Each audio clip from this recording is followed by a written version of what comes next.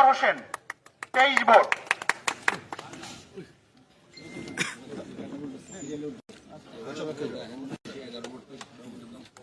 আর রায়হান মুন্সি নির্বাহী সদস্য পদে 11 ভোট পেয়েছেন।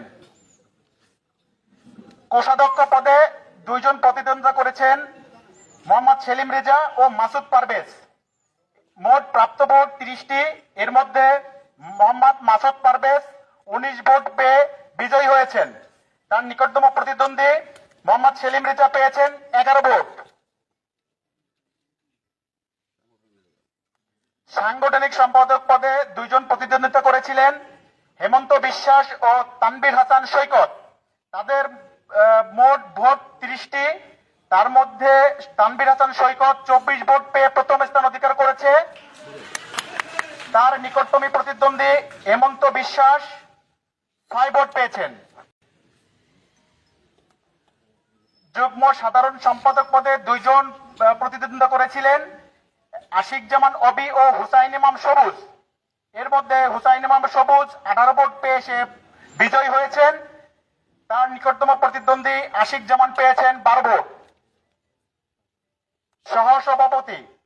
সহসভাপতিতে 4 জন প্রতিদ্বন্দ্বিতা করেছিলেন, এর মধ্যে 2 জন নির্বাচিত হবেন। 30 ভোটের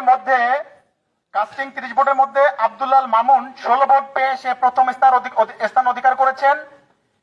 আর দ্বিতীয় যৌথভাবে তারা 12 ভোট পেয়েছিল আজিজুর রহমান টিপু ও অসিকুজ্জামান। আমরা লটারির মাধ্যমে অসিকুজ্জামানকে বিজয়ী ঘোষণা করছি।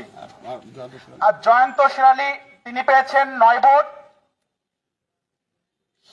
সাধারণ সম্পাদক এখানে 2 জন প্রার্থী প্রতিদ্বন্দ্বিতা করেছিলেন, মোহাম্মদ কাজী মাহমুদ ও শেখ জাবেরুল ইসলাম। কাজী মাহমুদ তিনি পেয়েছেন 3 ভোট। শেখ জাবেরুল ইসলাম বাঁধন 27 ভোট পেয়ে বিজয়ী হয়েছেন। সভাপতিতে প্রার্থী ছিলেন 2 জন, আরিফুল হক আরিফ ও আজিজুর রহমান রনি। মোট প্রাপ্ত ভোট 30। এর মধ্যে আরিফুল হক আরিফ পেয়েছে 14 ভোট ও আজিজুর রহমান রনি পেয়েছে 16 ভোট। আজিজুর রহমান রনি নির্বাচন কমিশন থেকে তাকে নির্বাচিত ঘোষণা করা হয়েছে। ধন্যবাদ।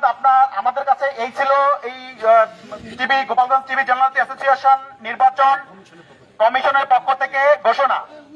আমরা লিখিতভাবে, যদি কোনো প্রার্থী নিতে চায় আমরা এখনই লিখিতভাবে দিয়ে দেব।